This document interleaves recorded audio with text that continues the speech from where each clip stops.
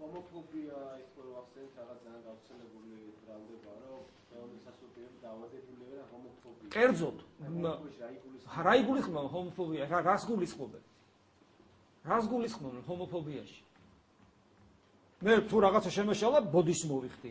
ხოლო თუ ვიღაცა იტყვის, რომ ხშირად მაბრალებენ ჰომოსექსუალისტთან დაკავშირებით. მაპატიეთ რა, ჰომოსექსუალიზმი ჩემი პრობლემა სულაც არ არის. ბიბლია მეუნება, რომ ცოდვაა. რატომ მეუნება, რომ ცოდვაა? არაბუნებრივი. კაცი, ქალი. მათი ანატომია ისეთი, რომ მათ კავშირი შეუძლია. მე ვერ ხვდები, კაცებს შორის რა კავშირი უნდა იყოს და ქალებს შორის რა. ანატომია არის ლევა მის საშუალებით.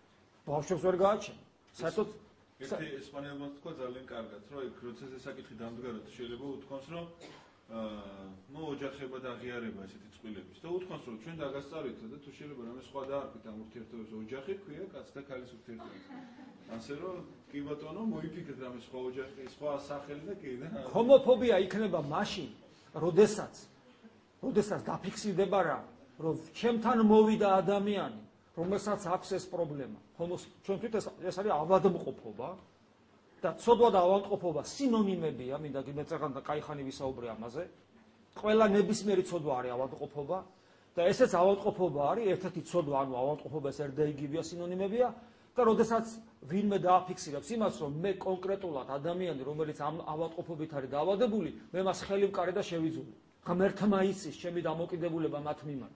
გულში ჩამიკრავს, მინუგეშებია. და მე მიხარია, რომ მათ შორის ორი დაქორწინდა და შვილები ყავთ.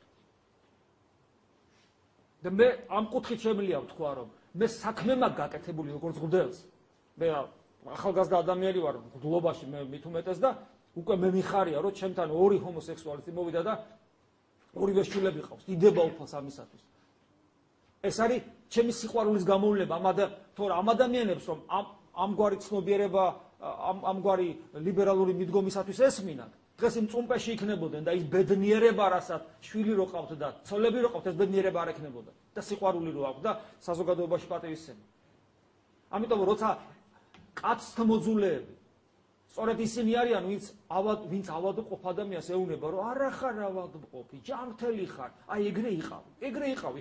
ხელი არ გაანზრია, რომ განთავისუფლდი ამ პრობლემისაგან. იყავი, ეგ პრობლემა სულაც არ არის. ეგრე იყავი.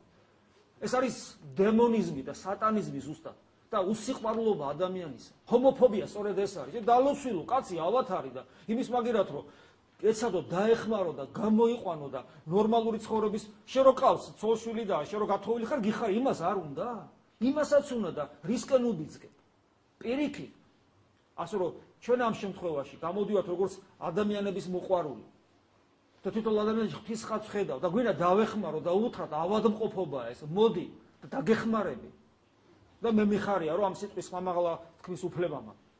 კიდევ ეს მე უამრავი მაგალითად მქონია შემთხვევები რომ ჩემ თვალწინ როგორ ვითარდება, როგორ გენეზისი როგორია ამ ცოდვისა, როგორ ვითარდება და როგორ შეიძლება ნაყოფი გამოიღოს და როგორ გაგვიჩერებია. ესეთი მაგალითებიც უამრავი გვაქვს. ანუ არ არის ჩამოყალიბებული ჰომოსექსუალიზმი, მაგრამ აქეთკენ რომ ვითარდება და გაგვიჩერებია და მე დაქორწინებულა ნორმალურად. არ არის ეს გამარჯვება. არ არის ეს ჩვენი მხრიდან სიყვარულის გამოვლენა. და ეხლა ჩემი შენ გითხარიო, ესეა რა, როგორ შეიძლება ავადმყოფ ადამიანს არ უმკურნალო კაც? და არა, იცი რა, საოცარიო, ბუნებრივად რომ მიიჩნევენ იმას, რაც აი არაბუნებრივია ყველანაირი გაგებები. ანატომია გეუბნება, რომ არაბუნებრივია. არა, მაინც ბუნებრივია იცი.